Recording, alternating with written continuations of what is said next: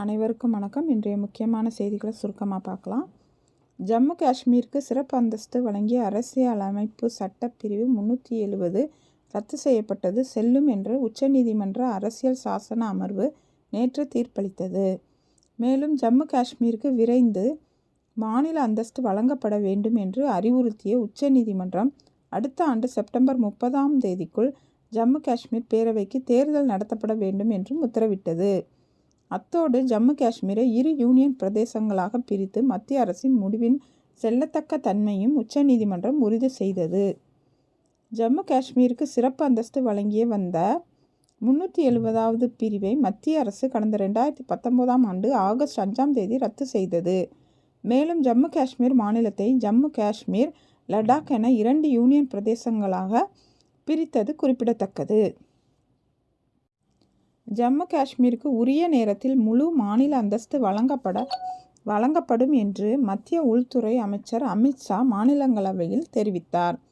ஜம்மு காஷ்மீர் இடஒதுக்கீடு மற்றும் மறுவரையறை சட்ட திருத்தங்கள் மாநிலங்களவையில் நேற்று குரல் வாக்கெடுப்பு மூலம் நிறைவேற்றப்பட்டன.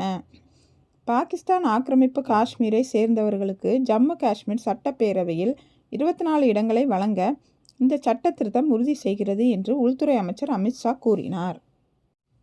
மத்திய பிரதேச மாநில புதிய முதல்வராக முன்னாள் அமைச்சரான மோகன் யாதவை பாஜக நேற்று தேர்வு செய்தது. இவர் இதர பிற்படுத்தப்பட்ட வகுப்பை சேர்ந்தவர் ஆவார். எண்ணூர் பக்கிங்ஹாம் கால்வாயில் கச்சா எண்ணெய் கலந்த விவகாரத்தில் பாதிக்கப்பட்ட குடும்பங்களுக்கு CBCL நிறுவனம் இழப்பீடு வழங்க வேண்டும் என்று தமிழ்நாடு மாசு கட்டுப்பாட்டு வாரியம் தெரிவித்துள்ளது.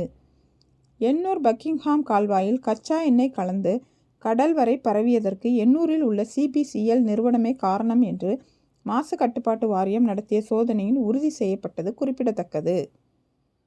தமிழ்நாடு விளையாட்டு மேம்பாடு ஆணையம் சார்பில் Chennai grand master chess championship போட்டி வரும் 15ஆம் தேதி முதல் 21ஆம் தேதி வரை சென்னையில் உள்ள லீலா பேலஸ் ஹோட்டலில் நடைபெறும் என அறிவிக்கப்பட்டுள்ளது.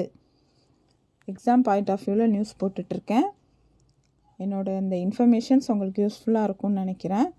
என்னோடய சேனலை ரெகுலராக வாட்ச் பண்ணுங்கள். சேனலுக்கு சப்போர்ட் பண்ணுங்கள், சப்ஸ்கிரைப் பண்ணுங்கள். தேங்க்ஸ் ஃபார் வாட்சிங் அண்ட் சப்ஸ்கிரைபிங் மை சேனல்.